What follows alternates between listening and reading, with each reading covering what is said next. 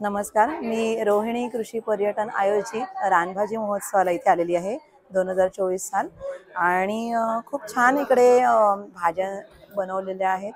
ताटामध्ये वेगवेगळ्या प्रकारचे जे कधीच पाहिल्या नाही आहेत आणि कधी चवही केलेल्या नाही आहेत अशा आहेत। तर मी दाखवते तुम्हाला कुठल्या कुठल्या भाज्या आहेत त्या। सर्वात पहिले ही नाचणीची आंबील, आपण सूप स्टार्टर सूप समजूया हे। त्याच्यानंतर इथे भाकरी आहे, नाचणीची तांदळाची भाकरी आहे, काकडी, त्याच्यानंतर करवंदाचं लोणचं आहे, मिरचीचा ठेचा आहे, तेऱ्याची वडी आहे, ही उंबरं आहे, वास्ते आहे, त्याच्यानंतर ही टेटूची फुलांची भाजी आहे, हे कुरडूची भाजी आहे, त्याच्यानंतर ही पेंढरं आहे, मला नावं आठवत नाहीये, ताई सांगतात आपल्याला सोबतीला। त्याच्यानंतर ही आहे खरशेंग, त्याच्यानंतर ही मोखाची भाजी आहे आणि खुरासणीची भाजी आहे। असं वैविध्यपूर्ण छान रानभाज्यांचं ताट माझ्यासमोर आहे आणि कधी खाऊ अशी खूप इच्छा झाली आहे। आणि हे ह्या सर्व बचत गटाच्या महिलांनी बनवलेलं आहे, तुम्ही पाहत असाल। आणि सगळीकडे तुम्ही पाहत असाल सगळे छानपैकी जेवतायत, आनंद घेतायत, आस्वाद घेतायत सर्वांचा। तर हे महिला बचत गट ज्यांनी बनवलेलं आहे त्यांच्याकडनं आपण थोडं समजून घेऊया की कुठला महिला बचत गट आहे आणि काय काम करताय ते। ताई तुम्ही सांगाल का थोडं सांगाल तुम्ही तुमच्या महिला बचत गटाचं नाव सांगा।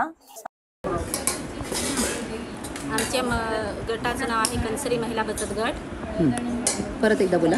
आमच्या गटाचं नाव आहे कंसरी महिला बचत गट, कऱ्हेमाडाचा पाडा, तालुका विक्रमगड, जिल्हा पालघर। ह्या भाज्या आम्ही सर्व जंगलातून घेऊन आलो।